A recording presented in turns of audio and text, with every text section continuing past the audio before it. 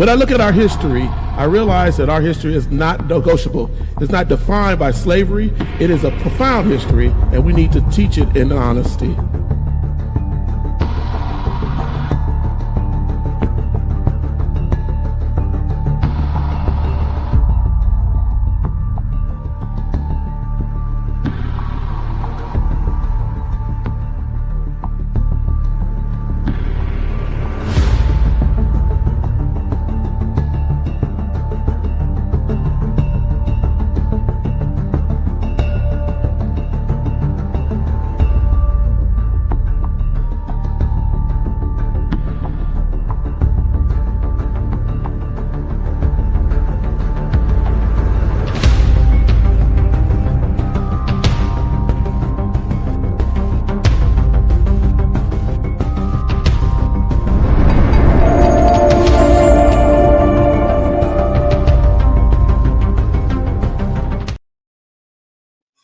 Hello, everyone. Hello, hello, hello. Welcome to the Erudition Network. I am Eddie Phillips. You know, we've been off the mic for a while, and I haven't been here, and so I'm actually very happy to be able to get on tonight to do this program, to do the live interactive program tonight. You know, we are here to with this return episode to teach some history. Provide some information.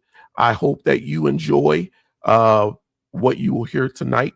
It is a good thing to be back with the Erudition Network, family and friends and viewers and everyone. I enjoy doing this show. Real quick, what's been going on over the last couple of months? I've been ill, and that is kind of documented.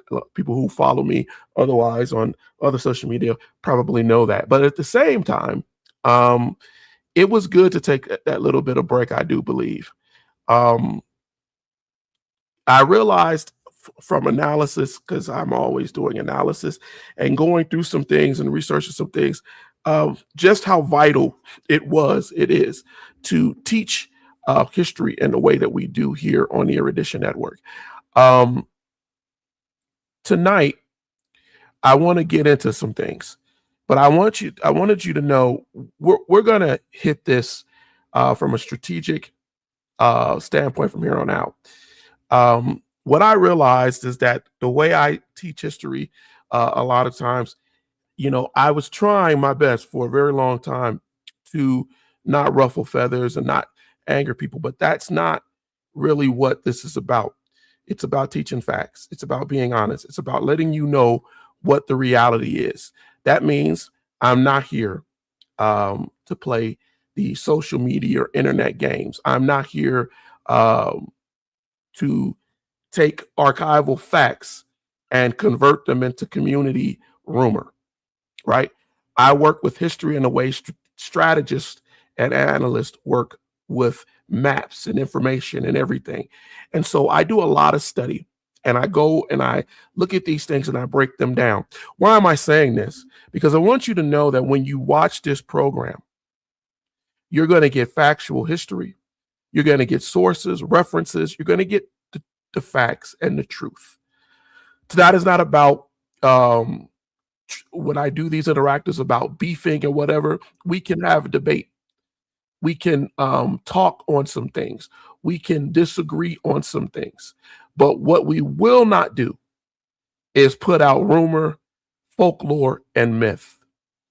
Because what I'm seeking right now online is for us to be more united, to ask empirical questions, especially in those so-called diaspora wars that we're having. And that's what some of this program will be about tonight. These issues of I'm an FBA, I'm a true African, whatever that is, it is not something that we're going to entertain and lose our history, our collective history, by arguing over fallacy and foolery. It is a lot of things we need to cover. So that's why we will do it with confidence, citation, source, and notation. We will not just make up anything. So I want you to know that as we go into this program tonight, I want you to know that before I say anything, I haven't even clicked over to see who's in and who's not in on chat. Even if you're watching this as a recording, I want you to know that we're here to teach factual history, and to get you to interact, to get your families involved, right? To get everyone involved. We are at a point right now where we're losing our history collectively. I don't even just mean our Black history. I mean our collective world history. We're losing our ability to utilize the things we know or what we've learned, because a lot of us haven't learned things. They made history the most boringest class in school. They disenfranchised you by showing Black people and brown people in chains or being conquered. So young Latinos and Blacks and even Asians saw themselves in a different light in these history classes. We are going to uncover those things as I return to this. But it's not going to be all fun and it's not going to always feel wonderful, because history is not all fun and wonderful. We're going to be honest. We're going to stop trying to be crabs in a barrel and pull each other down. And I'm going to tell you this, of the many people who have joined the network, I hope you don't take your subscription down and you don't run away. I want your debate, because I want you to prove me wrong, but I want you to do it with facts.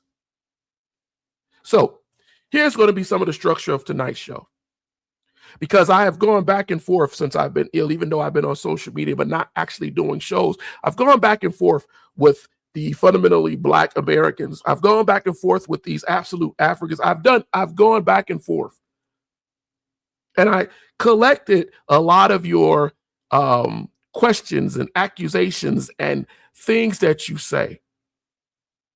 So starting tonight, I'm going to first greet all of you who are here. Click on over here, who we got up in here. Eric, good to see you. Haven't seen you, haven't been on in a while. Great to see you. Thank you for joining us. Why do you need an Iranian? Why don't you do an Iran episode? The war is not going well for the Epstein coalition. You haven't been in Bahrain. I will tell you, I will mention a little bit tonight, because I am a SME of that area. I am one of those people who probably would be in rooms talking about what's going on. And I'm 5 for 5 for everything that has happened so far. So I do know, and maybe I will talk a little bit about it. Tony Briscoe, my man, what's going on? Sean Anthony, thank you for joining us. Thank you for joining us. All right. Ladies and gentlemen, please feel free to get in the chat. If you can't, if you're chatting on Facebook or something else and I'm not seeing your interactions, please go to our YouTube channel. If you haven't subscribed, push that thing and subscribe to our YouTube channel, and we will go there. All right. We're going to do a couple of things tonight. Something's going to hurt some people's feelings. I'm going to tell you right now. So I'm being very clear with you. We're going to talk to our FBA folks out there. Got questions that I pulled from all of you all. And second, we're going to go and talk about the Black church. Not a cartoon, not as a meme, but as what scholars call a central institutional sector, right? That's what we call it. That's what analysts call it. Remember, I'm taking this from a strategic point of view. Dustin, good to see you. Thank you. There is a very big relevance to the Black church and Black life. And we're going to be honest. The Black church held us together through a lot. We can look at slavery, Jim Crow, but also at times, what we're going to talk about tonight, it failed to educate our people about the fullness of our history, of where we come from, of the diaspora. And it used a religious hierarchy and pulled us away. So many of us didn't look into Malcolm X, didn't read Marcus Garvey. We didn't do any of that because it seemed to offend some of the religious motivations of some pastors and preachers and organizations. So we're going to get into that. And lastly, we're going to get into what we call the dialectical model. the 6 places and tensions that scholars have outlined, right, inside the Black church and how it has affected us. It is still affecting us right now in the church and even in our society. And I'm going to lay it out. And we're going to talk about it so we can have an inclusive future and we can look at the Black community across Christianity, across Muslim faiths, across spirituality, and even non-religious folks, and bring us together to understand we're not separate. Because when you walk in a room, nobody's sitting there right now telling you as a Black man before they beat you or harass you, oh, he must be a Christian. That's not the first thing that happens. And in that, all of the people who we mentioned are the ones who are being hurt, are the ones that are being abused. Eric, you asked, do they teach Zionism in the Black church? I'm sure there are some churches that do, but the overall collective do not teach a lot of things about other religion. And we need to do better with that. Now, before we start, and I want all of you who are watching live or listening, right? I want you to understand something. I want you to be able to defend what you believe factually. I want you to identify with evidence, not emotion. I want you to think of 3 Black historians you've read, 3 Black historians that you've read a book or studied something from cover to cover that they wrote. Can you explain to me what the diaspora is without saying we don't need Africa? Or to explain it to me in a way where you understand what it provides to every Black person and every American and person worldwide. But Black, maybe Black specifically. Can you name an enslaved African Muslim in America? Can you even explain why Brazil received more enslaved Americans than the United States and why that matters when we try to identify ourselves as Black in this country? Because let me tell you something. If you can't answer any of those questions confidently, then you're going to be vulnerable to whoever has the loudest microphone and the biggest social media feed and the largest TikTok following, because they're going to throw things at you that don't make sense. Oh, I told you, it may ruffle some feathers here tonight. And we have to. Let's frame the big question. What some FBI style arguments do, and I've seen them as a historian, it alarms me. At their worst, they take a real issue, like say reparations or the lineage-based harm that the U.S. did to enslaved people. And then they attach it to a conclusion that can't be proven. And that is that Black unity across the diaspora is fake. That every African hates every Black American. That every African ancestor is irrelevant. That Africans and Caribbeans and people in politics and enemies and Mexicans and people in South America have no connection to us. And that African is something that was thrown on us by white people. Or thrown on us by Reverend Jesse Jackson. That's another argument. And it separates us from the African American. I don't care if you don't want to call yourself an African American.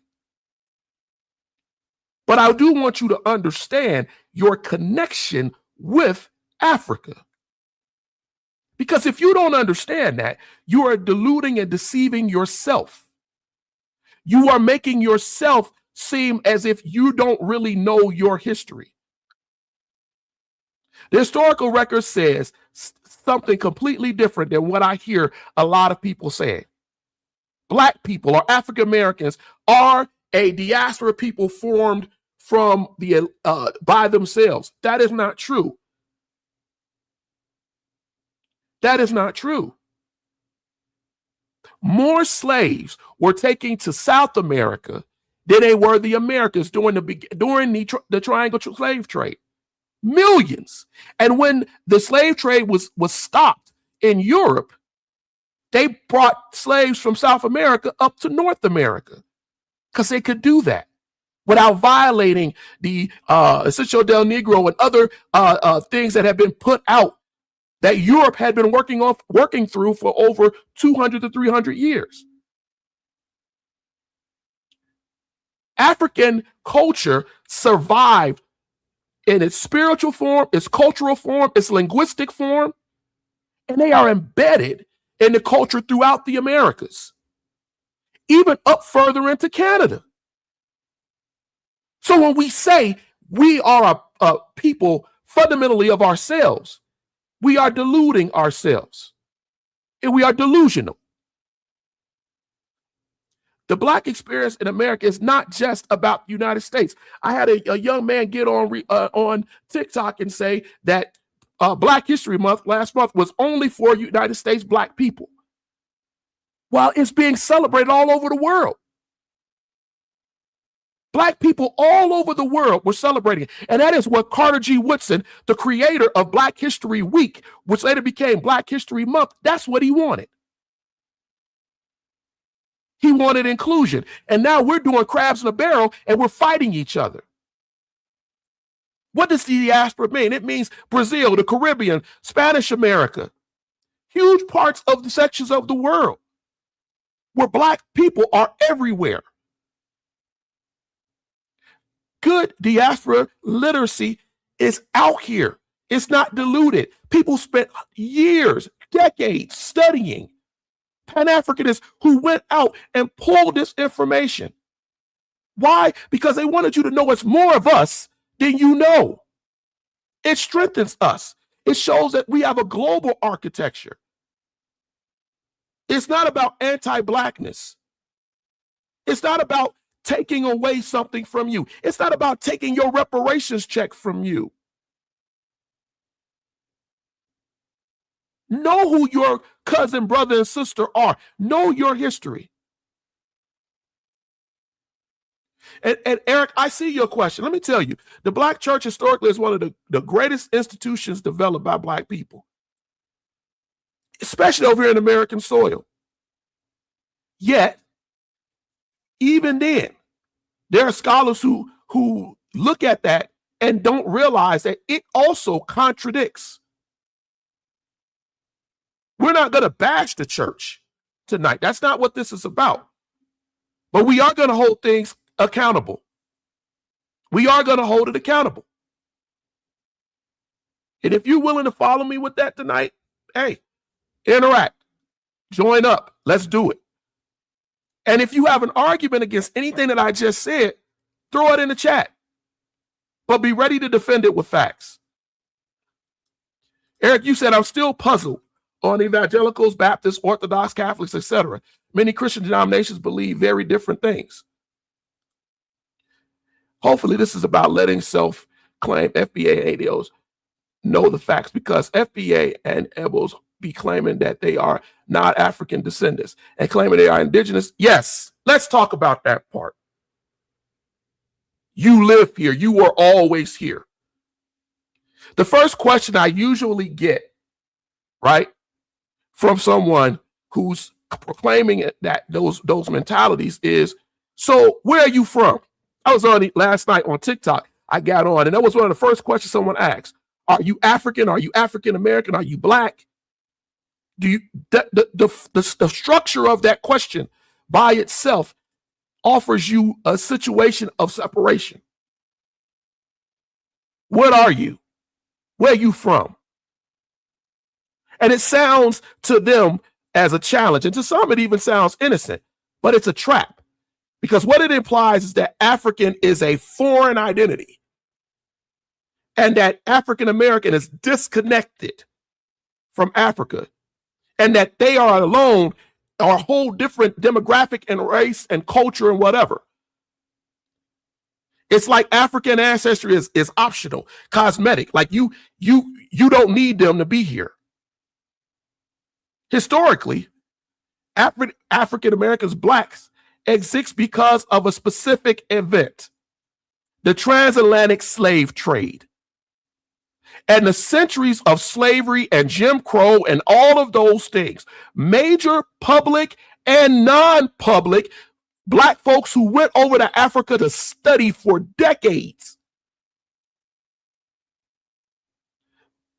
they also studied and broke down and created databases and tied transatlantic slave trade to those databases that describes that 12.5 million Africans, let me state that, were forced into ships, and about 10.7 million survived. Think about that. Out of the 12.5, 10.7 million survived the passage, disembarking not from the Americas, coming from Africa. So African American is not an anti-African identity. It is literally a diaspora name that says, hey, I got African heritage. I may not know it. I may not know where I come from, what tribe I come from, but I have that heritage. But I'm located in the Americas. So if you say, well, I'm a Black American, that's fine with me too. But you better understand you have African heritage. The American location may shape some of your culture. I'm with you on that because it stripped away your ancestors' African culture. And what this did is it shaped you under racial capitalism, ownership. I don't know how you can be proud that something was ripped from you, and then a new system was thrown upon you and made you property. Now, we can name the exact ethnic group from every family. Can we do that? No, not with us, because slavery intentionally broke the kinship system. And that is something important too. Africans had slavery, but it was a kinship system. Thus meaning you could work, you could be a prisoner, you could work in a kinship system in Africa, and you could be allowed later to have your children marry into a family. It is very much similar to what you see in the royal families over in Europe. You could work as a porter, as a carriage driver in those systems. And then someone would marry someone within the royal family, maybe a lesser royal. Because even though you were a servant, that didn't mean that your children, it wasn't chattel. But see, the loss that was stripped away from Black people, because slavery intentionally did that, it also stripped us and imposed a racial caste system. But the loss of specific ethnic labels, the loss of your history, it just confirms the violence and the atrocities and the system that was used to erase it. Real scholars, strategists, and people who go in, not just giving you rumor, they study how Africans became African Americans and became Black Americans, how they became Black Englishmen and whatever. They look at the whole diaspora and they emphasize that Africans arrived with a distinct ethnic identity, and then it was stripped and a transformation was put upon them under slavery, under colonialism, that shifted from their ethnicity to a racial demographic that was pushed on them by whoever their conqueror was. How can you be proud of that? So if someone tries to force a binary on you and say, who are you, where are you from, African or African American, you have to be able to push back. I'm Black, I'm African American, which means but whatever I call myself, that means I'm still part of the African diaspora. I still have African heritage. You can see that in my skin. My African ancestry is not a curse. It is a root. It is a branch that links me to who I really am.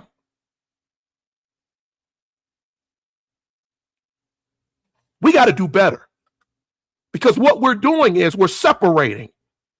We're going back to the crabs in the barrel. I'm better than you. You're lesser than me. And you do it because you say, well, they don't like us. Who is they? Did my other favorite that was thrown, and Eric, I see all your lists because we got to get to that. I promise you. But I gotta challenge this FBA stuff. I gotta challenge it. As a historian, as a teacher, as someone who's given 3 decades of my life to studying history, it would be wrong. And I know some of you love the FBA title. Another favorite thing, they say, well, Africa sold you. Africa sold you into slavery. So why you want to claim Africa when they obviously didn't like you and they sold you into slavery? I'm sure how many of y'all that's in here right now have heard that exact statement, that Africans sold Africans into slavery. Now, I'm not going to relax, Eric, because let me explain to you all why I'm so excited and why I'm so lit. Because here's the reality. We can't afford to be separate from each other right now. We can't afford to look at migrants and people that come in and treat them as less than when they are our cousins. They are part of our blood. People who are coming from South America that you are saying, oh, they dirty, and let ICE and let whoever go out and attack them and go pull them out of the homes and not realize that they are part of you. And that the racial prejudice, xenophobic, ethnocentric structure doesn't want you to know that history. Because that makes you stronger. That makes you more. Look at your job forms right now. They're now asking you, are you Spanish black, Spanish white? That wasn't always a choice. That's what it is. And I know a lot of y'all are hearing these things. The argument of if Africans sold you, that argument collapses with the structure of how the slave trade was actually done. Some African elites and states did participate in the capture and sale of slaves, but the slave trade was not simply Africans selling slaves. It wasn't like that. It was an international capitalistic system powered by Europeans and Portuguese and Spanish who married into African tribes in order to take prisoners and sell them on the European slave block. They insured them, just like they insured weapons and weapons trade and plantation expansion and expenses. This was all money. And Africans in Africa who participated in it saw it as similar to what was going on in the Eastern slave trade. And they knew that in the Eastern slave trade, mostly people had a kinship sort of slavery, where again, you could be taken into slavery, but it wasn't chattel. It wasn't eternal. It wasn't that I was going to take your children, your daughters, that I could treat you any way I wanted to. It was different. Participation is not authorship. What does that mean? European empires scaled the trade into a global industry. They saw money in it. And blaming Africans for doing what they had done for thousands of years and not understanding that there was a new system in town is wrong. So when you say, well, the Africans sold you, that line often hides a second purpose. It was designed over time to sever the diaspora unit, to stop us from seeing ourselves as connected. It leaves out the fact that a lot of those tribes later stopped selling slaves because they realized what it was being done, because the dehumanization didn't just happen in the new world. It didn't just happen in Europe. It was bleeding over into Africa. Anti-Black systems were global. No, your questions are not off topic, Eric. It's just that I have to do a lot in these programs. I got to cover a lot.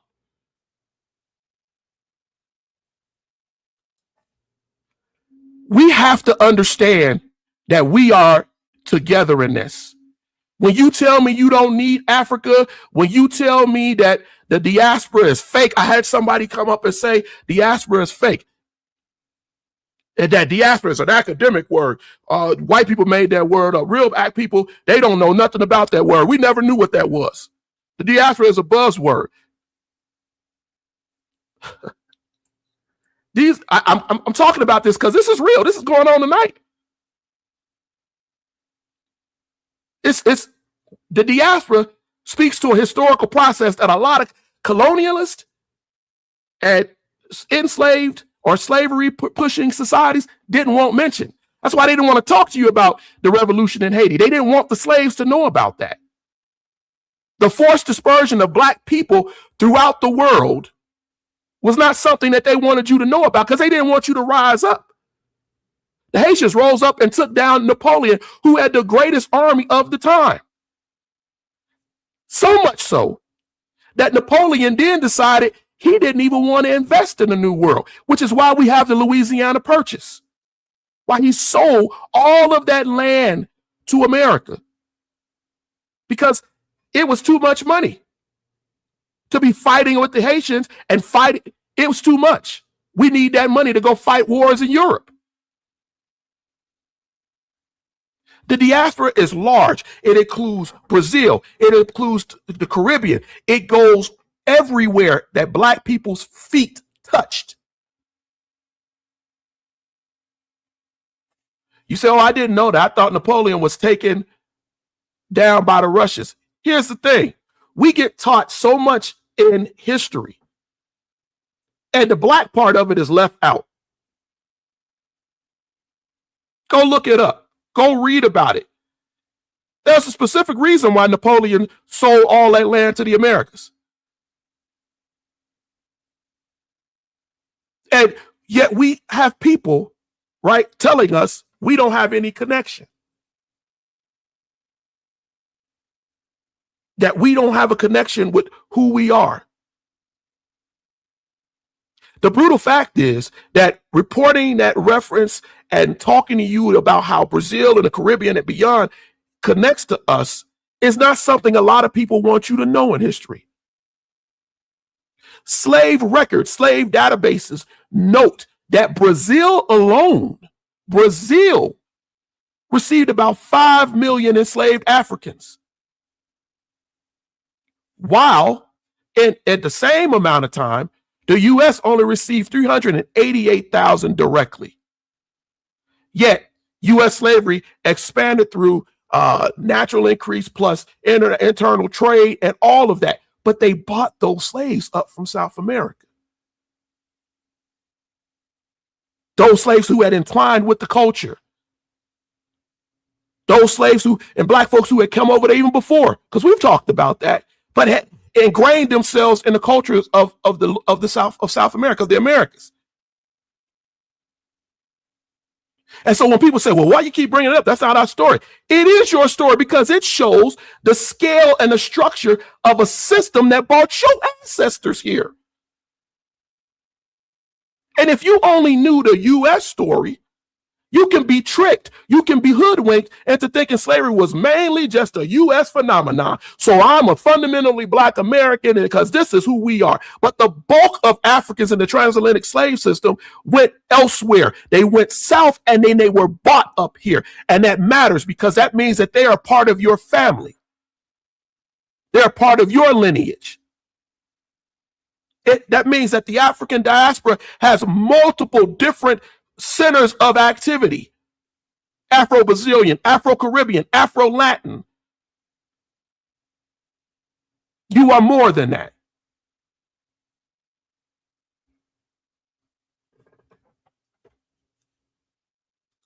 I think Libya and Gaddafi would have been an African superpower. They took him down. I like a Gaddafi Libya deep dive as well. There are many things that were wrong with what Gaddafi did, but there were also many things that we did in order to take down an African sovereign place. Again, something that we do. Tony, were the forced sex camps real? Are you talking about the forced sex camps that were done here in America or also done in South America? Or are you talking about in Africa? Give me a more specific what you're talking about. All FBA are programmed to repeat the same lie over and over, which is FBA calls staying on code. Basically, staying on code is a manipulated strategy that was made to divide and conquer. It is a strategy that was made to divide and conquer by people who they don't even know how they came up with the system. And this is nothing new. We've had different sects of stratified things in the Black culture. Yes, Tony Briscoe, both here and in South America, there were forced sex. And so let me tell you, they treated the African like you would treat a prize dog. You take, for the lack of a better word, you take a big, strong black buck and you put him with a bunch of women, and you basically stood him out. I've done an episode many months ago talking about how they impregnated, and the philosophy and the strategy. There was a strategy on how to do it. How to take a 13 and 14-year-old girl, or sometimes 12 and 11-year-old girl, who was coming into her womanhood, and allowing their sons or cousins or younger people to introduce her to sex so she would be ready to take on that black stud. This is documented, written down, said in narratives. I've told many people for a long time, go out there and get your slave narratives. Go out there and actually read. Don't just take what people tell you. As Bert said, stand on code. Study.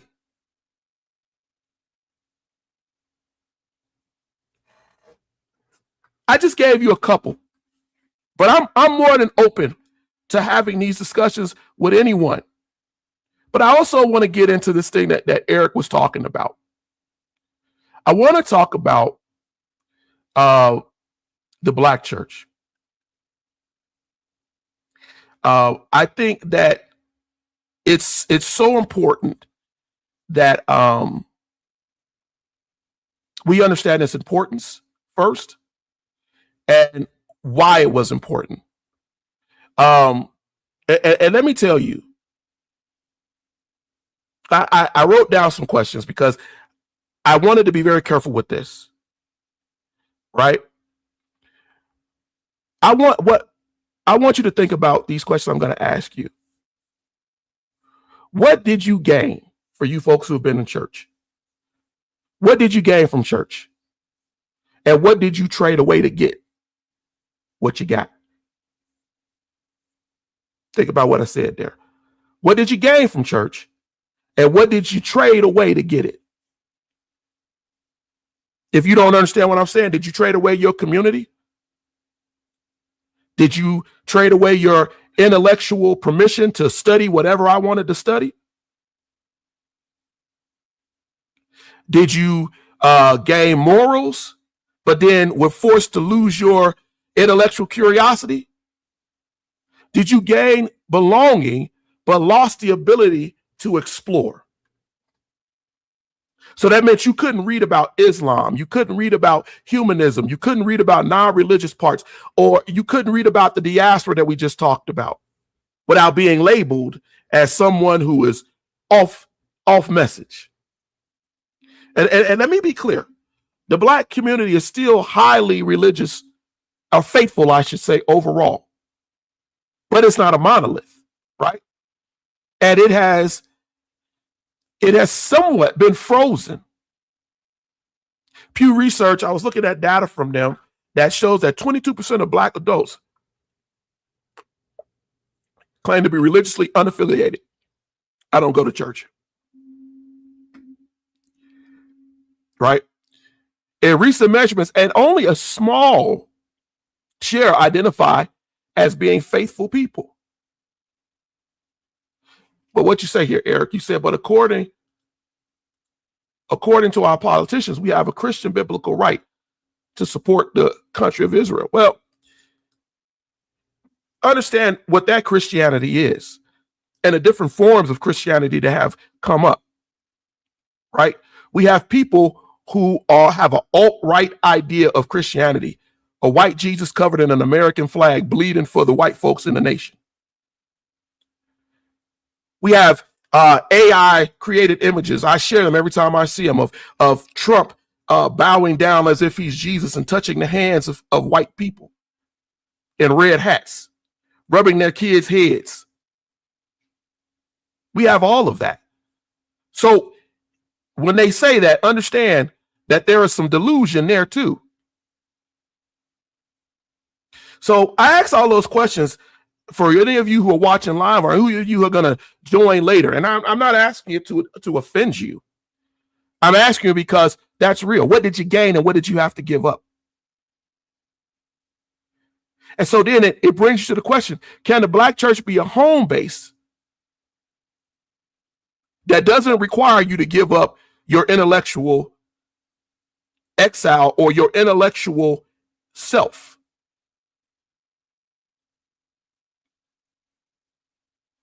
Are you able to read and study? Because there are Black people who said that they were told they couldn't read about Malcolm X, Marcus Garvey.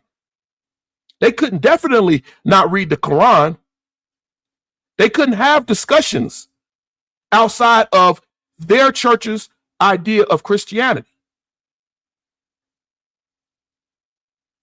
And when we look at what scholars have said, people who, because there's only been one major study in the Black church by Black people that was done by Lincoln and Mamiya, probably about 30 years ago, where it looked at all of the branches of the Black church coming out of the civil rights movement. And even they concluded the Black church has no challenger at the cultural womb of Black community. Tony Briscoe. I was in a 2-hour discussion on this earlier. Someone told me to put my Christianity before my heritage.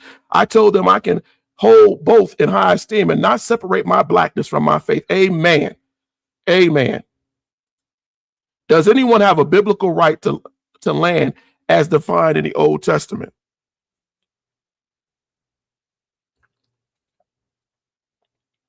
Eric, I don't know if you know, but I'm going to tell you, the Crusades, they said they owned Israel and Jerusalem because God willed it. Now, what God they was listening to, but they said God willed it. And now we have people that are telling you that your color is idolatry. I done seen it online. That kind of talk about my color doesn't matter as a religious colonized whitewash, in my opinion. And that's the thing. That's what we're going to get into right here. Ladies and gentlemen, this program might go a little longer than the hour that I usually do. It won't go too long, but I'm going to cover this because these are the two things that was on my slate, amongst others, getting back. That the phrase cultural womb, that means that the Black church didn't just hold worship services. It incubated. It grew institutions. The first place that was built in free towns when people the enslaved came out of slavery in the Americas is they built the church. The people slept in the church. They camped around the church as they built towns. Then the incubated institutions that came out of it, right? The schools, the banks, the mutual aid of the community that gave when people was poor, didn't have, the housing, the public, the political organizing when Blacks got the right to vote, and it was only the men that got the right to vote, and they would meet at the church with their wives and their kids, and they would all decide as a community who they was going to vote for. All documented, all factual. The art, the music, the idea of what leadership and democracy and real liberty was born in these towns. Because as I was telling my son the other day, before the enslaved Black folks over here, something that you FBA folks need to hear too, before the enslavement of the African over here, what wound up happening was that in Europe, when we talked about liberty, the things that Thomas Jefferson wrote about, the rights of man, liberty, just all of these things, they meant a different thing. It meant a different thing. What it meant to them was that the king had gave you privilege. That word. He had gave you privilege. You were a rich person, landowner, taxpayer, in their kingdom, and they gave you privilege. They made you a duke. They made you something. They made you this. But you had privilege to do things in a town. And that wasn't just England. We can look at Italy. We can look at Spain. The whole Renaissance idea, right, of how clerks and merchants became established, basically leaders in their communities. Were given that privilege. But after enslavement in the Americas, after the freeing of the enslaved by right of blood and war, as W.B. Du Bois said, that put a whole new name on the idea of democracy. It put a whole new understanding of it, that every man deserved the right under God to be free and treated equally. That meant every person, not just a privileged white man. See, those words in those constitutions, those words in those documents changed America. And that's why Dr. King said we hold America to its promise.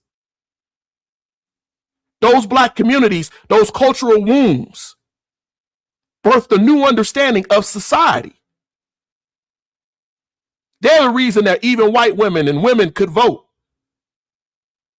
through the civil rights acts that were put in place, through the blood, sacrifice, and abuse. Because, see, under slavery, black people were systematically denied the right to build, to be independent, to be political, to be able to be educated, to do anything that was outside of masses' design. So faith became a place where they could get away down by the river, hidden in their homes, where their community organization could form. That's why the black church was so strong. Even when they were tightly controlled, they got away to worship God. Frederick Douglass writes about how listening to them sing to God in the fields even rose up the spirit of the white man. We have documented things of slave owners, former slave owners saying, I miss they singing. I miss they praise. That's why scholars, we describe enslaved black people as an invisible institution, as a place where people didn't realize an institution was going. They had secret marriages. They had hush harbors where they would trade things.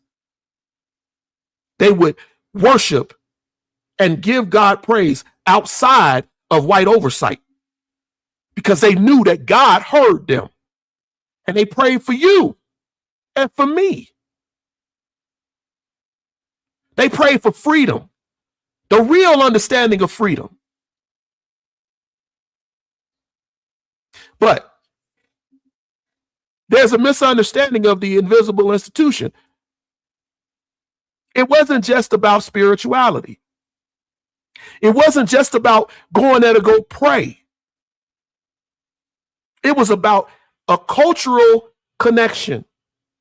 It was about seeing who in your community could help you, learning to be a leader and to take care of your family and take care of your community.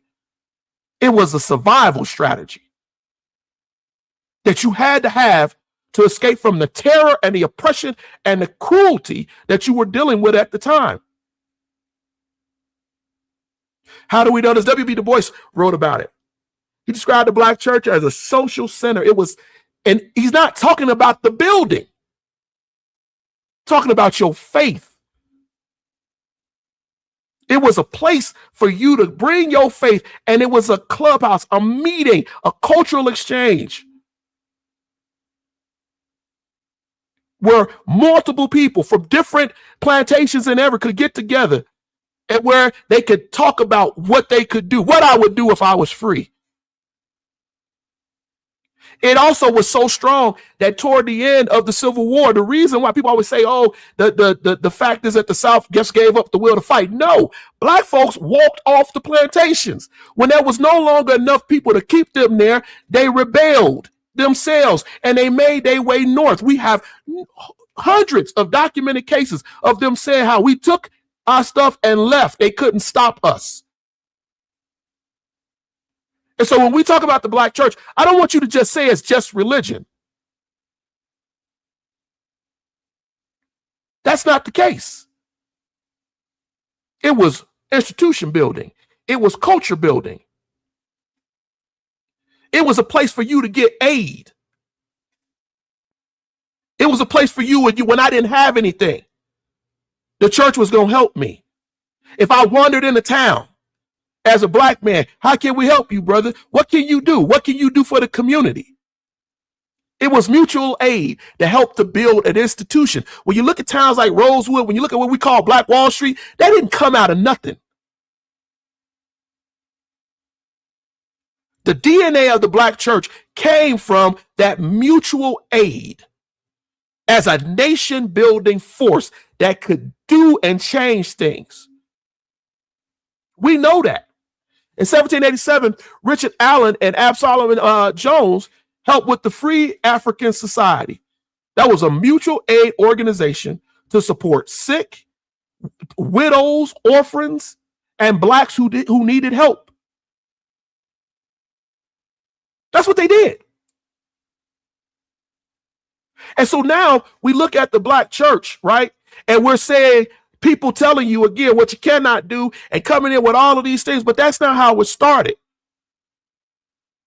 Because without Richard Allen and Absalom Jones, and now without the Free African Society, right, you wouldn't have had the ecosystem that emerged to create the Mother Bethel Emmanuel AME Church that was founded in 1794.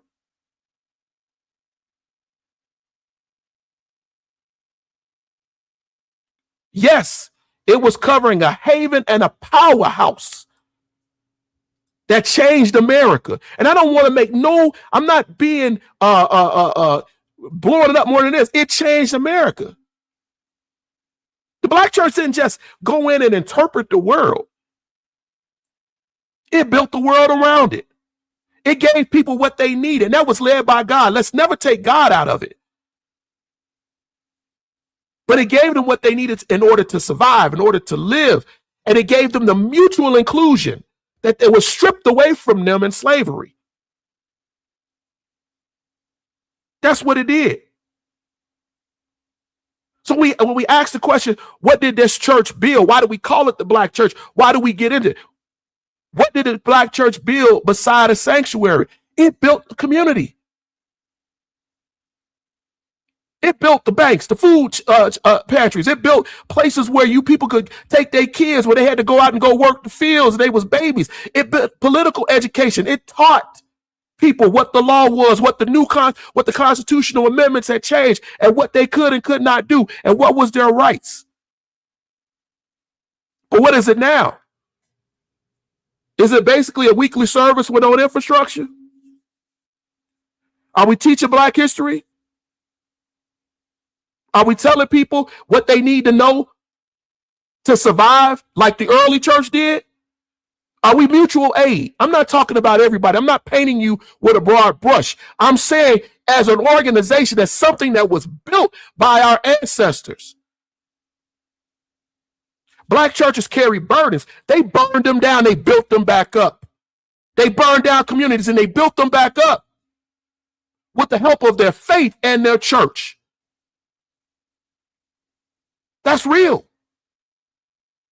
So when you tell me that when I come to your church, well, you can't read that Quran, my brother, or you can't go study this other religion, and you need to turn away from them Black Muslims, or you need to turn away from them Black whatever. Is that the same idea? Did I tell you that when people came into town, they could have been non-religious, never knew what God was, maybe had God beaten out of them as slaves? Did the Black church tell those people, turn around, we don't want you here. Get away, demon.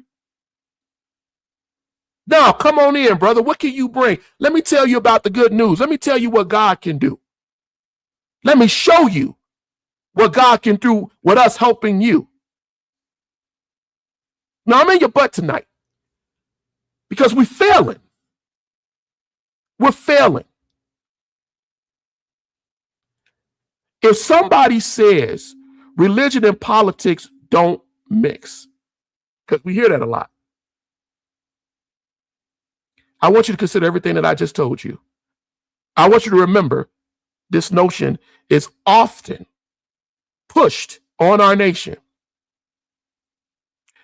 But remember something. Think about Martin Luther King Jr., not as a mascot, not as just some Black historic face in history, right? He himself warned against gradualism. He said, this is no time to engage in a luxury of cooling off. Cooling off. What did he mean? He was speaking about religious and political tradition. He was talking about the real tradition of the Black church and helping us to understand our rights and who we are as a people, as a culture. Because see, the Black church had long held that it was both about survival and liberation. And they knew it was always going to be tension. But we tell ourselves, let's separate the idea. And that's a good point to do when you know that people are being taught in the church. Oh, let's separate that.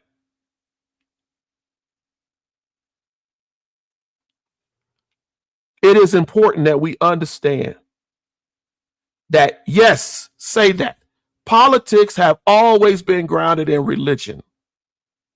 Even today, we hear people get up there and they say the name of God or whatever God they believe in to justify what they're doing. And Eric, you said, speaking of that, the attacks of Muslims in the community has been repulsive, in my opinion. It's just racist. But again, when we have people who are calling this war with Iran a religious war, right?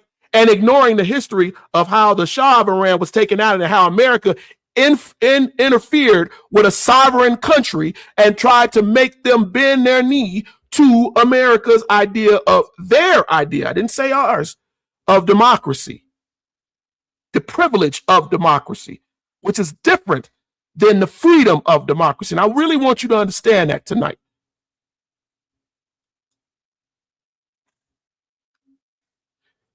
You have to understand that somebody realized that Black religion could be used as a way of control. They realized that in slavery. That's why you had slave Bibles.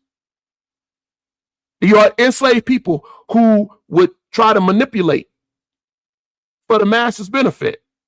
And later, as freedom came for the country or for political benefit,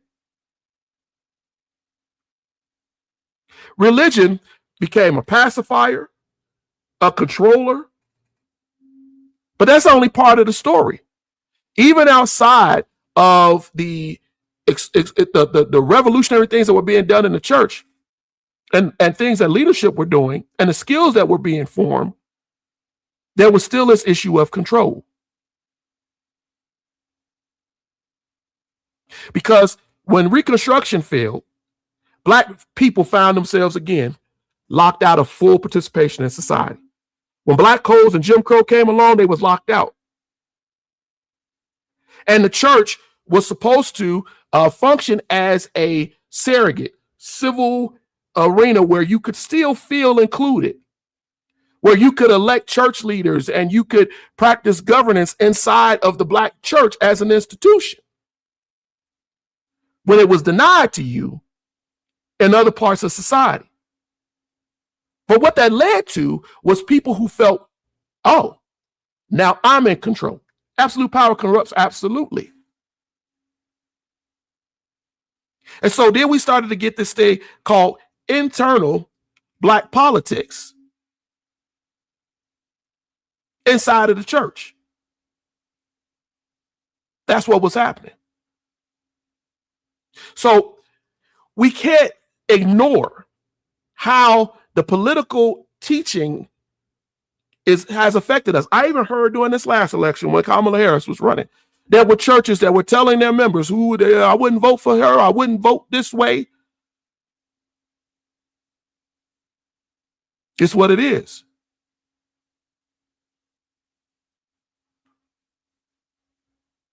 I give you I will, Eric, I always do. I will open it up a little bit and answer some of your questions. But I feel this needs to be said tonight. You know, a good example of the church and political power, I always said, was Hiram Revels. We know him as the first black senator in 1870. But what you don't know, he was a minister. Yeah, he was a minister associated with the African Methodist Episcopal Church. He learned it because people say, how can you come from slavery and be a senator? The church taught leadership. The church taught you how to read. The church taught you, the black church, that community. And I'm not talking about the building. I want you to understand again, this ain't the building.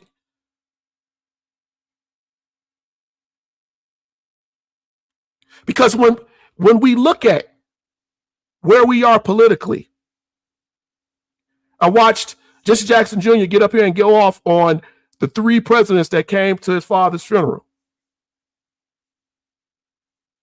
But not so much the president that wasn't invited, wasn't going to come, or any of the Republicans that wasn't going to come. Because see, when we think that politics is defined only by elections, we miss what our ancestors knew, what the church did, the original black church did daily. They built durable association. They taught empirical thought. They gave aid. They developed leaders. The only way to develop a leader is you got to be able to ask questions outside of what is orthodox. You got to be able to protest and say, hey, I don't think that that's right. You got to give structural or biblical evidence to suggest why you don't believe something when you're talking to a member of your clergy or the member of your culture or your community. That's the reality. We're not being abstract. We're not saying what we're saying, that was their institutional and their cultural reality that we have lost.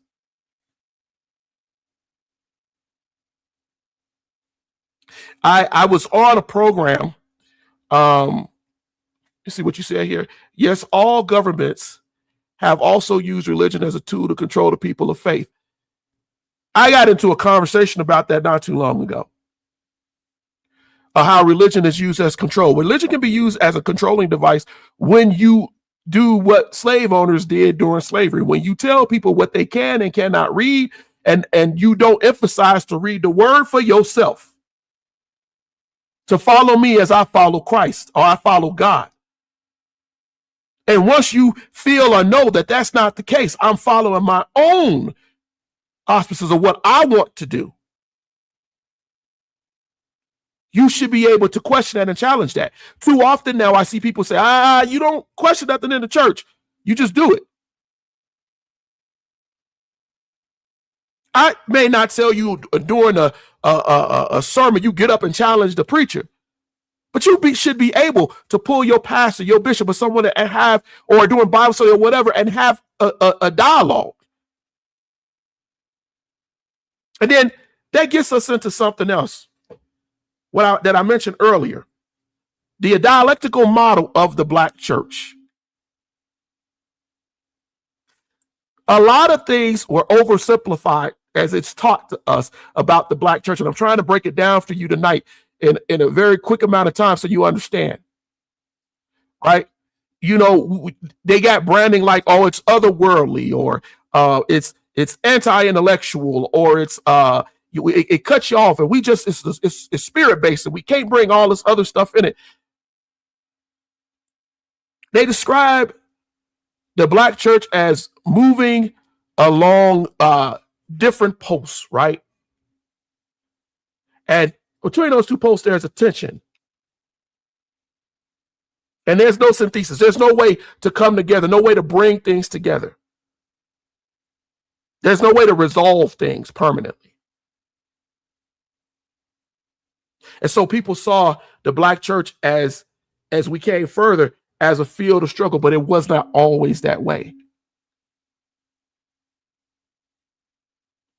And what I liked, and I take this from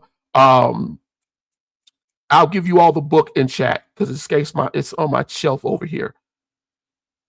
The two psychologists who went in and they studied it and they looked at it, two church-going, faith-based people.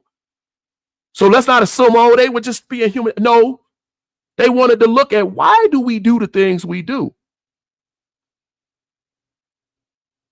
We got to go and walk through these dialectics because it's so important that you understand them. It's so important that you get it in your head. The politics of Black history denial, the attacks on DI and all these other things, and racial conscious education, and the internal generational crisis that we face because people ain't going to church and the church can't retain people. One of the first dialectics that we talk about is the priestly and the prophetic. You hear this all the time. And even every church, the priestly function is worship and spiritual maintenance. That's what the priest was supposed to do. The prophetic function is public critique and political involvement. I'm telling you what has evolved. These were considered the bastions of survival. And the prophetic church was a network of liberation. We go tell you what's going to come. And every church had the real potential to have both because, yes, God does send prophetic word. God does send people to do priestly function. But today, in today's world, it's a posture. It's a posture. We don't do politics here, right? We just preach the gospel. That's all we talk about, just the Bible. We don't teach nobody here about ethics, and we don't teach nobody here about rights and the law. We don't do any of that. We teach only the Bible. But is that real? Is that what a priestly posture was supposed to be? Remember what I just said, it's supposed to be for worship and spiritual maintenance. Because see, if the state bans honest history, who's going to teach it? If the state says we're going to pull Black history out of here, who's going to teach you it? Who's going to teach you that your people come from a moral people? Who's going to tell you that fact-telling is moral work? If the church will not defend Black children's right to learn about Black history, then the church itself is drifting away from the priestly and prophetic functions that it dialectically said it was supposed to do. Prophetic words that come out of your mouth have to come from courage, because all of the times they not pretty. Ask yourself, is the church still is it trying to keep maintenance and keep the church open and stay away from things? Or is it teaching liberation through maintenance? Ask yourself that question.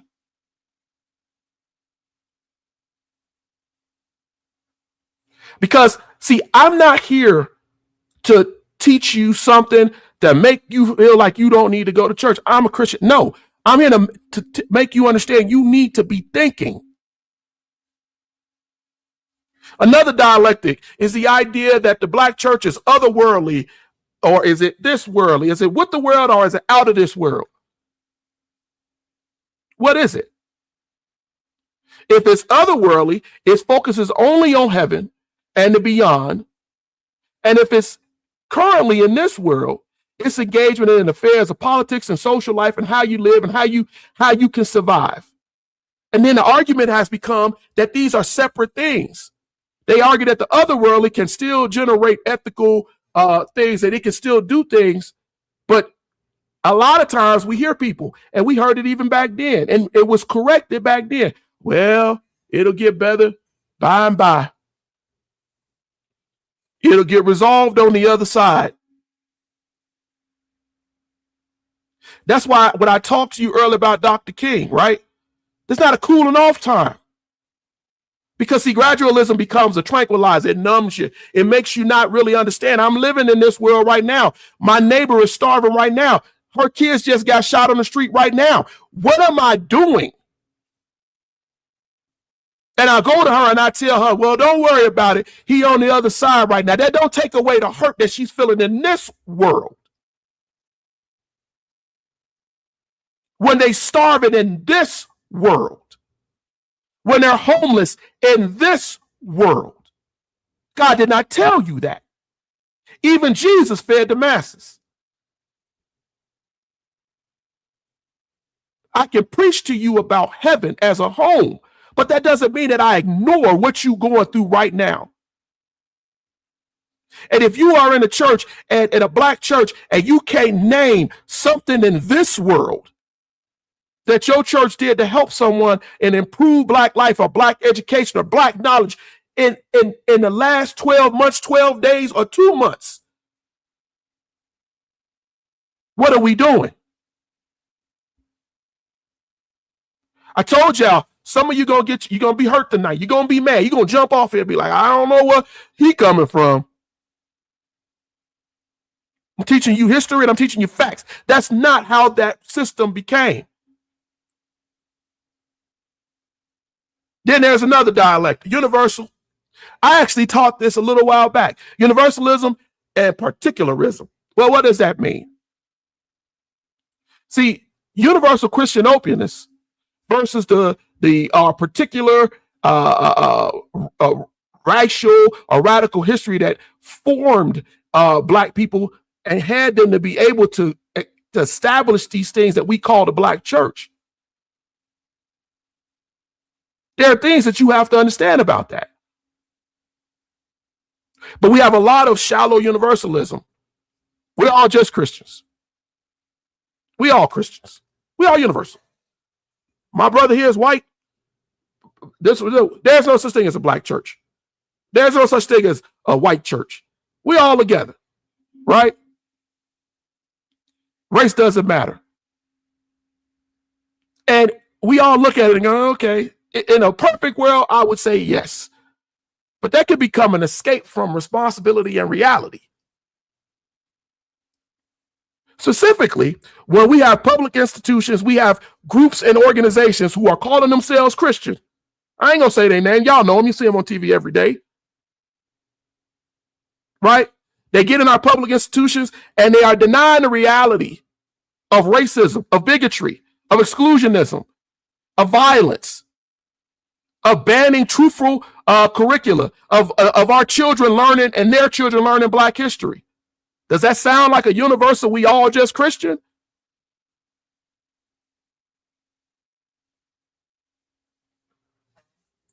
A grounding universalism would sound like, because God's image is in everyone, we confront injustice against everyone, our people, we're all together. We confront it. We all gonna stand together, right? But we know that that's not true. We know that that's not true. And we lie and we get caught up in these things. And we allow ourselves to be, when Black Lives Matter came in, they said all lives matter. That's a weak argument. Particularism is not hate. Particularism, to say this is the Black church and it's a very powerful structure, it's not hate. It's recognizing the history. It's understanding what it did, how it repaired, how it gave. It's cultural literacy. So when someone says, well, why you say it's a Black church? Because the Black church was different. Just as I told you, democracy as it was in Europe is different than what democracy that was later revealed in the freeing of Black people. These are two words, but with two different things being established there. Does your church preach a universalism, or do they preach a particularism that says, hey, here at this church, we gonna confront racism, bigotry, and abuse? Are they taking a universal stand where they say, yeah, okay, if everybody is together, then I'm going to hold you accountable. We all going to be together, as Dr. King did in the letter from Birmingham jail. If we're not doing these things, then that is a failure in how we're teaching history, how we're teaching our children. Because it's really, honestly, ladies and gentlemen, what this is about. How are we teaching the next generation? Another dialectic, because I want to get through them tonight. Communal and privatistic. Communal orientation means that the church, right, historically involved itself broadly and in the community all over. How you can build your house, how you put your politics, your economy. Everybody came together. Education, it was all together. Privatism means withdrawal from the personal religion effect that we just talked about, and only focusing on what you're going to bring to the church.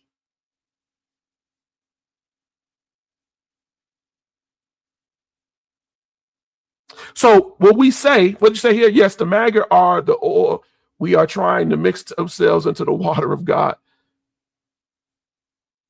But think about, you can weigh MAGA in what I'm saying here today. Is it communal or is it privatistic?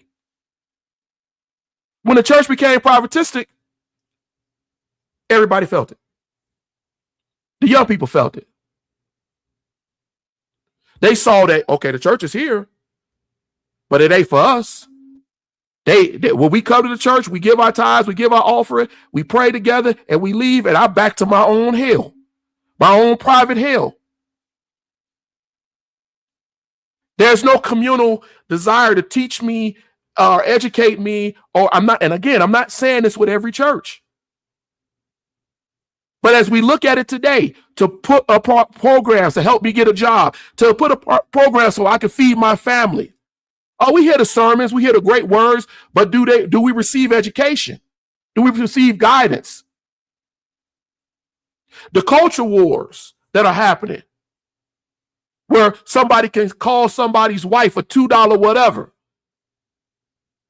Are you receiving me when I've been abused and I don't know if I'm homosexual or heterosexual? Are you pushing me out of your church other than talking to me when I really just want to know can somebody help me to understand what's going on with me? I don't have any other avenue to turn to. And here's the hard contemporary fact to that. Historically, Black churches' identification was a smaller share of the overall U.S., right, than ever before. But they at least were there to reach people, to help people. So when we talk about the communal question, right, and we say, is this organization communal or is it privatistic? I'm not talking to you to say we being sentimental and we want to think back. Oh, no, I'm telling you, move forward and do what you saw your ancestors do. To help, to educate, to grow. Stop telling them that I'm only here to preach this word of the Bible to you, and then I come up to you after church and say, Pastor, I really need help. Well, you need to go talk to brother such and such. I can't help you. That's not what I'm here for.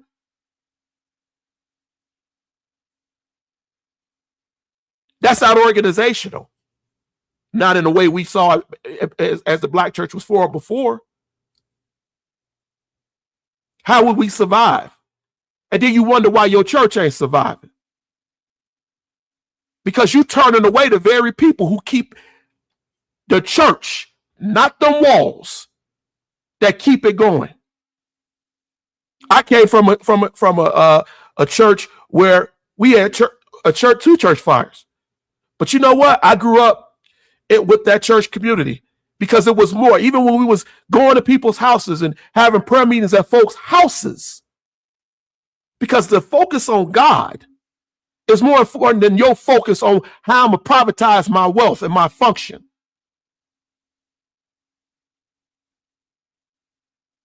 If you say your church is communal, if you say that it does do that, list the ministries inside of your church that are designed to help people outside of you just preaching that word. And if it's privatistic, tell the truth to yourself without shame. Shame the devil. Ask yourself why, and then change and try to make that right. Teach history in your church. Teach people how to get a job. I know I got brothers on here who teach IT. Go out there and help these young people, not just stand on there and go, I wish these young people would do better. I wish they wouldn't be out here killing each other.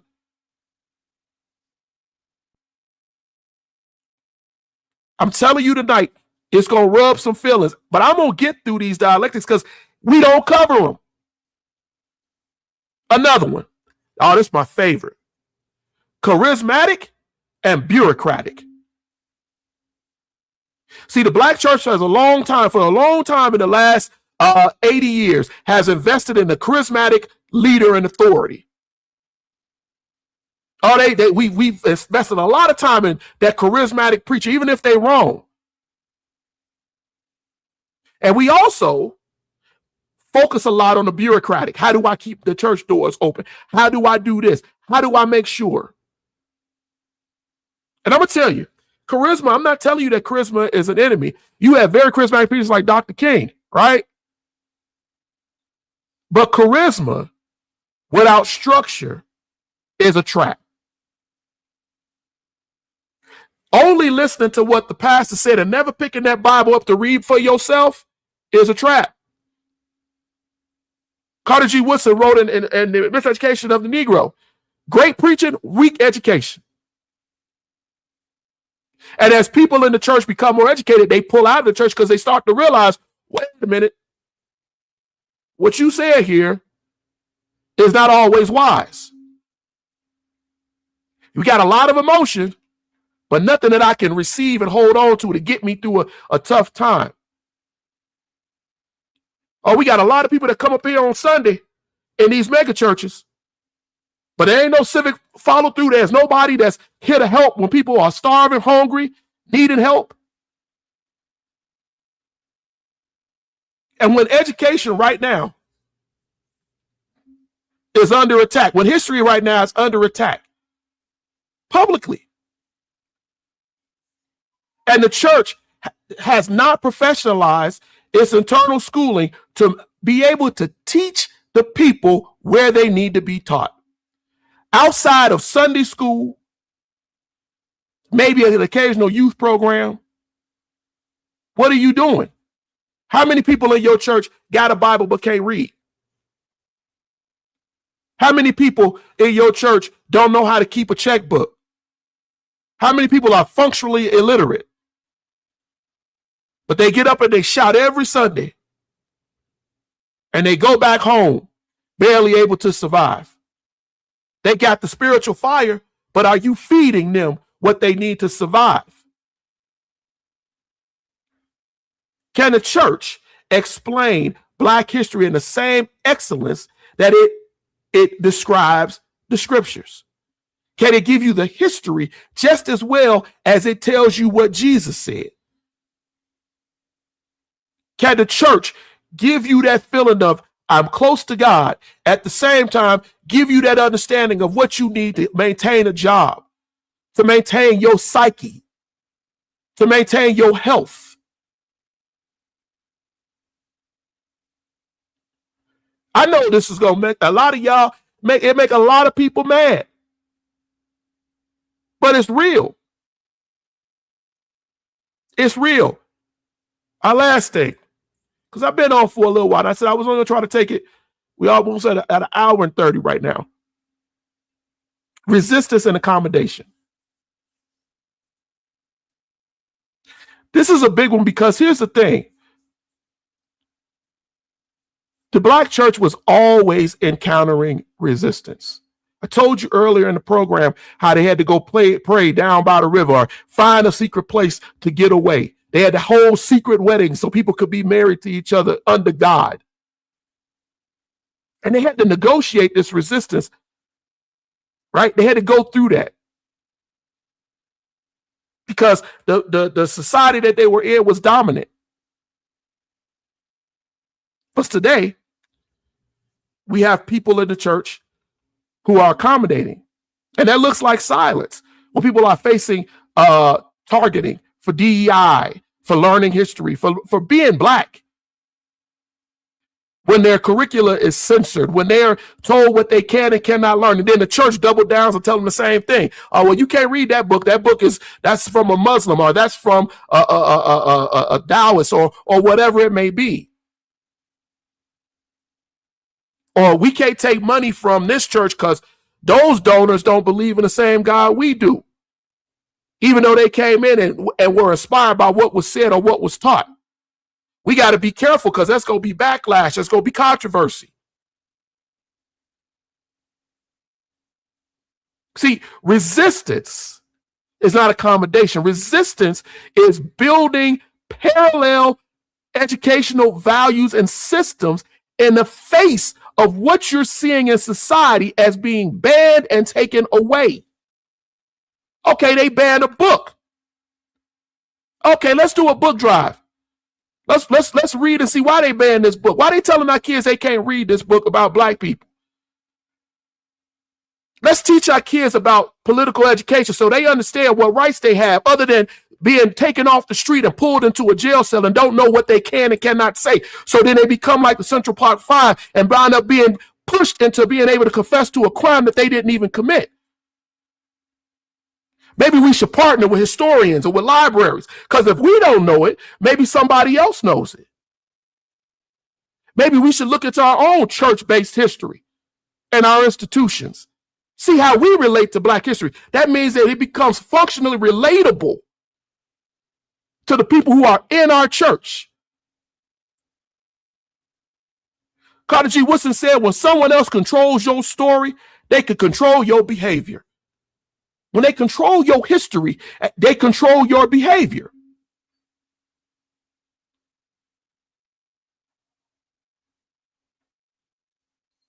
Those dialectics that we talked about are important. Whether we're talking about going from the priestly to the prophetic, the otherworldly and this world, whether we're talking about the universalism or particularism, whether we're talking about communal or private, whether we're talking about charismatic or bureaucratic, whether we're talking about resistance or accommodation, those things need to be studied in the Black church. And they were 50 years ago. And they were taught 50 years ago in some churches, but we don't do that.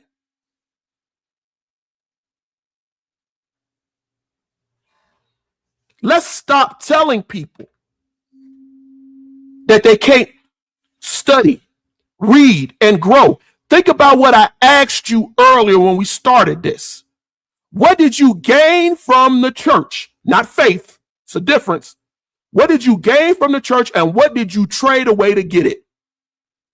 Did you gain community and lose your intellectual individuality? Did you gain morals, but then was told that you can't be curious? Did you get a sense of belonging to a community, but lose the ability to go out and talk to anybody outside of that community? That means Muslims, Jews, or whoever. Were you stripped of your ability, your God-given ability to learn and to grow? These are important things that we need to understand. The Black church helped us survive. It helped us build community. It helped us to fight against injustice. That is documented. We know it. It's factual. I don't have to sit here and tell you just to make it up. It's what it is. By the geography of our freedom institutions, just all over this country, showcase what it did. But now we exist inside of a dialectical tension of what I just told you. Are we going to maintain the church and not teach liberation? Are we going to privatize our functions and not be communal and helping people? So the question tonight is not if the church is good or bad. The question is, what direction should churches, Black churches or other churches, be moving towards to get out of that dialectic and to be able to go back to what we did before, to have an inclusive future? A mature black institution does not require people to be to theologically identify solely with one thing in order to be in solidarity. What does that mean? That means that somebody who is Muslim could come up and say, brother, we like to help you with your book drive. But when you push people away, that's not of God. They can respect your understanding, your idea of religion, and still work with you. I want you to think, should every major black church run a weekly Black History Institute? Because I'm trying to partner with churches, partner with institutions, both religious and non-religious, to do that, because it's being taken away from you. Should the church partner with libraries, educators, scholars to fight against book bans? Should the church become a sanctuary, not just for the worship of faith, but for intellectual freedom, for helping people as we used to? Ask yourself those questions. Eric, I know you had a question before I get off here. What did you say here? How did the FBA administration get this so wrong? How did they not know Iranian capabilities and the relation between Shia and Sunni Muslim? If you predicted this, so here's the thing. I said I would say this, so I'll give you the time. Look,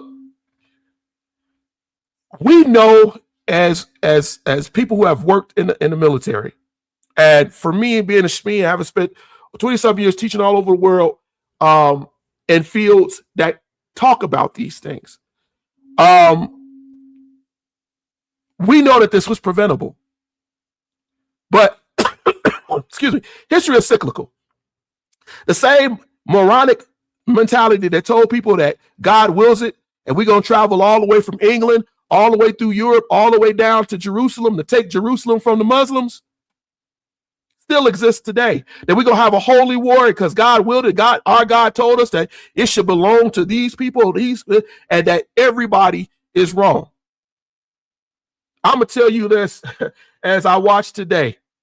Great leader said today, who are we? Right? Because nobody would want people to come over to America and tell you, hey, you've been treating these black people and these brown people and these indigenous people wrong for hundreds of years. So we're going to bomb you and we're going to do a regime change. We're going to get rid of your Constitution. We're going to get rid of your Congress. We're going to get rid of your courts. Because we don't agree with what you're doing because you're cruel. You're immoral. And you've proven it by dropping bombs on the Japanese, right? You proved it by enslaving folks. You proved it by over 200, almost 300 years of denying people the right to be full citizens. And even in the last 50 years, even within the last few weeks, by voter suppression and cruelty. But you are the moral center. You are the people who could tell us that you can bomb us and change our people's mind. But wait a minute. Less than 100 years ago, you did this before. And they had to take the Shah of Iran out of here. And that's why we became a religious country. Based on the oppression that your country said was going to be okay for us. But I have heard very few people talk about the history of Iran. I've had very few people talk about how they came under the Ayatollahs. Because that history is dark, oppressive, and shows where we were in world politics coming out of World War II. How we looked at people of color, brown, black, whatever. And how we saw folks over there. How we could allow European Jews to come in and push Palestinians out of their homes. So it's not that they didn't see. It's that they were led by an obsession that told them their God willed it. Their ideals willed it. They are the moral superior. And it's not saying that Iran has not done evil things. It's not saying that countries don't do evil things. But you didn't care about the effect that what we did towards them again, it would have on that region. How many people would be hurt, killed, homeless, living under fear, who can't leave because they're not American, who have to live over, the Bahrainis, the Qatari, the folks who are over there, right? Who have to live there, the Omani, who have to stay there and live through your bombings and your cruelty because you didn't learn from history, because we refuse to teach history. So as I get on here and get back to this, I know y'all, some of y'all be like, man, you've been on fire since you got on here. Well, I'm going to be on fire. I'm not having it. I told you in the beginning, we're not going to teach foolery. We're going to teach facts. And if you want to come on and challenge us in the comments, that's great. If I'm on TikTok and you want to get on there and say whatever, come with your facts. Because facts are stubborn things, and that's what we're teaching here.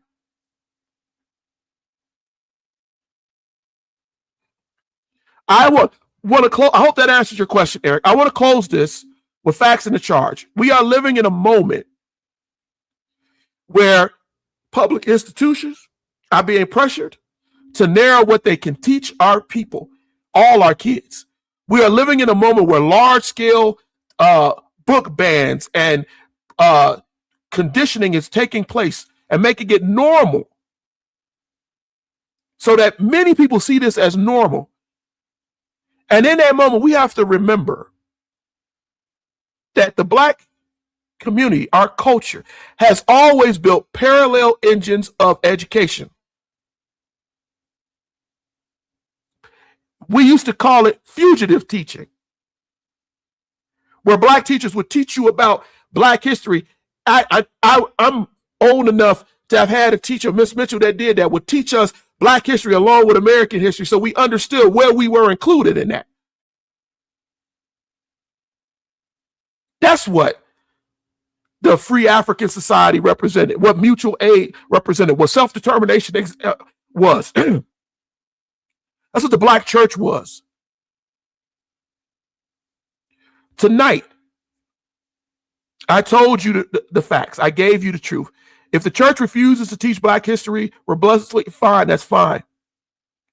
But it will continue to become vulnerable to drift.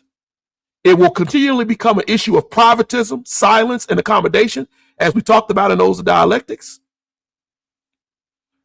So if they want to do that, you could always come here. You could always come to the Erudition Network. You can join us on our school site. You can join us on the interactives here on the weekend. You can join me when I get on TikTok. I'm going to find a particular date to get on for an hour on TikTok. You can join us and you can learn. You ain't going to be lulled to sleep, and you're not going to be tranquilized. And I'm not going to get you into gradualism where you feel like, well, it's so let it be. There's no cool down here. We're not going to outsource Black history, and we're not going to pretend that we don't know what our institutions are capable of and what they have done. We're not going to treat the Black church as a part of history and as a museum. We're not going to pretend with the FBA that we're separate and not included. Because the promise of our ancestors was never about simple survival. The promise was that you would be able to obtain freedom and knowledge and grow to be a better people, to grow to be a stronger people together. Understand that experience. Understand what we said about cultural womb. It birthed what you are in right now. If you think some of the things that I said tonight are not able to be proven, go pick up The Souls of Black Folks by W.E.B. Du Bois.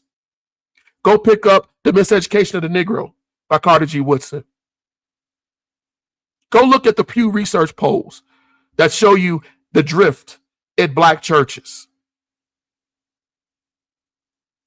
Go look at those things that I mentioned tonight. Go look up those famous folks who stood to try to get the Black church where it was. Don't just look at just Dr. King, as wonderful as he is, as wonderful as what he did. Don't just look at Malcolm X. I want you to go and start to deep dive and understand how we got to where we are. And if you confused, bring your questions here. Drop them in the chat. Send them to me on Facebook. We have a group and a page. Go join both of those tonight.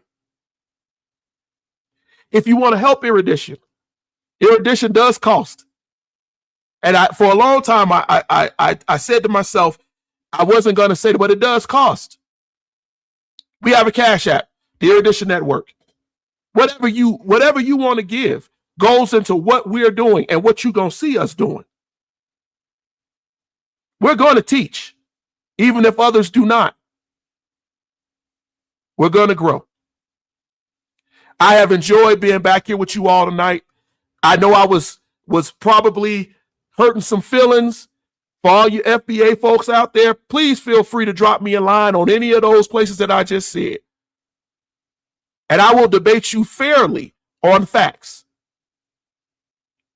But as they said up in here, don't keep trying to stay in the pattern that you're in, because that's not going to win you the argument.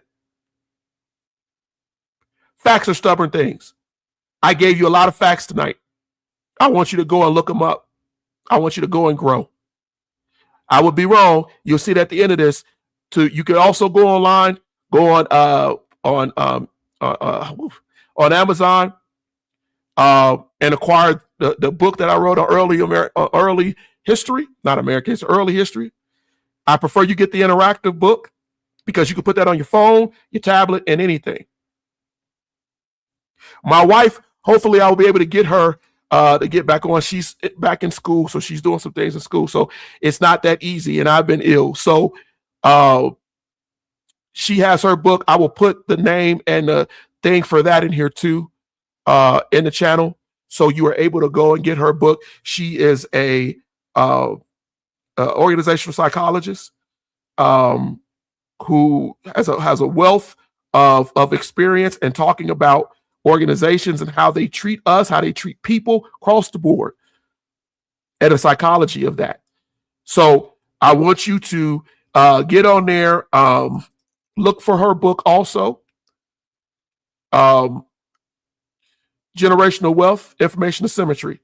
Don't let the big name fool you. It's a book that's worthy and definitely worthy of your time and your attention, and you will learn from it.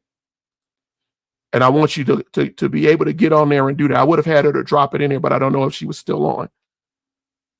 And I put that link in there so you all can see it on every channel. So let me get out of here. Be blessed, family. Be blessed. This has been a great comeback. I called it a soft, a hard comeback because wasn't sure if I was going to be able to get through the whole thing tonight, but I did. And I've been on here almost 2 hours, so I must have been charged up to do it. All right. Please share. If you can't help financially, one thing I always ask you to do, share the program. We will put out clips of this program that you will see on YouTube. Share those. If you don't want to share the entire program, you'll be able to share those clips. I try to cut those up right after the episodes if I have the strength to do that and get that on out here. But okay, until then, you all be blessed. There will be a short advertising for my books so you can see that at the end, and it'll tell you where you need to go on Amazon in order to get it. I see you all later. Thank you, Eric. Thank you, Tony. Thank you, Beat Active. I appreciate all of you all's interaction. I hope I answered as many of your questions as I could. I hope I didn't offend many of you as I thought. I think I probably may have, but I'm going to teach facts even if they're uncomfortable. You all be blessed, and God willing, I will see you next week. Or you can, again, go to our school site, type that name in, and you'll be able, because I'm going to drop this in here, and there'll be questions about this episode that will also reaffirm your learning. You can always fine. Just type in Erudition Network. You're going to see where you can reach us. All right. I'm out of here. You all be blessed. See you next time.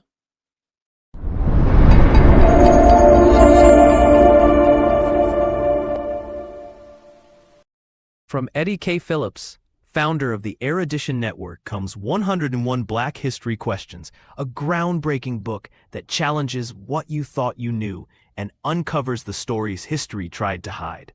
Perfect for classrooms, families, and curious minds. Get the digital copy today on Amazon.